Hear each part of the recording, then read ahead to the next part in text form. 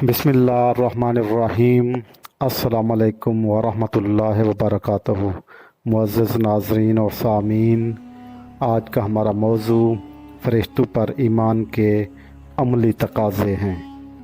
आज हम बात करेंगे एक ऐसे अक़ीदे पर जो हमारे ईमान का लाज़मी रुकन है, फ़रिश्तों पर ईमान। फ़रिश्ते अल्लाह के नूरानी मखलूक हैं जो कभी नाफरमानी नहीं करते और हमेशा अल्लाह के हुक्म पर अमल करते हैं। लेकिन सवाल ये है कि क्या फ़रिश्तों पर ईमान रखना सिर्फ़ एक नज़रियाती बात है? नहीं, ये ईमान हमारी अमली ज़िंदगी, इखलाक और इबादत को बदलने वाला है। आज हम हदीस और कुरान की रोशनी में जानने की कोशिश करेंगे कि फ़रिश्तों पर ईमान रखने के अमली तकाज़े क्या हैं और कैसे ये ईमान इंसान को मुत्तकी और बाअमल और बाइखलाक मुसलमान बनाता है। हदीस मुबारका उर्दू तर्जमा।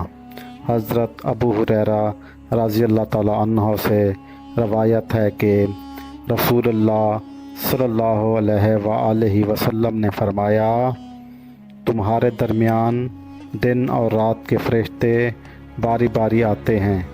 वो फजर और असर की नमाज़ों में जमा होते हैं। तशरीह।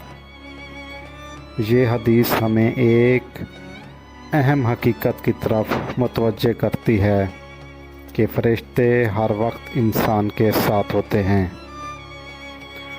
वो न सिर्फ़ हमारे अमाल लिखते हैं बल्कि हमारी इबादत, नीयत और हत्ता के खामोशी को भी नोट करते हैं। फ़रिश्तों पर ईमान का मतलब सिर्फ़ इनके वजूद को मानना नहीं बल्कि ये शऊर पैदा करना है कि हम हर वक्त अल्लाह की निगरानी में हैं।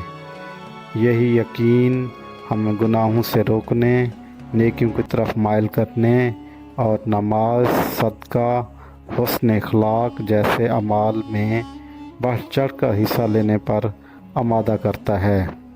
जो शख्स फ़रिश्तों पर ईमान रखता है वो तन्हाई में भी अल्लाह से डरता है, क्योंकि इसे मालूम होता है कि अल्लाह के फ़रिश्ते इसके साथ हैं और वो इसका हर रिकॉर्ड रखा जा रहा है और इसके हर काम पर उनकी नज़र है। अल्लाह ताला मुझे और आपको इस हदीस पर अमल करने की तौफ़ीक़ अता फ़रमाए, अपनी ज़िंदगी में नेकियां और बुराइयों से बचने की तौफ़ीक़ अता फ़रमाए, हुस्न इखलाक पैदा करने की तौफ़ीक़ अता फ़रमाए, अपने आस पास लोगों के साथ हुस्न इखलाक से पेश आने की तौफ़ीक़ अता फ़रमाए, सदका देने की तौफ़ीक़ अता फ़रमाए, नमाज कायम करने की तौफ़ीक़ अता फ़रमाए। आमीन सुम्मा आमीन। अगर आपने हमारा चैनल सब्सक्राइब नहीं किया तो हमारा चैनल सब्सक्राइब कर लें, बेल आइकन के बटन को दबा दें और वीडियो को लाइक और शेयर करना हरगिज़ न भूलिएगा। जज़ाकल्लाह। अल्लाह हाफ़िज़।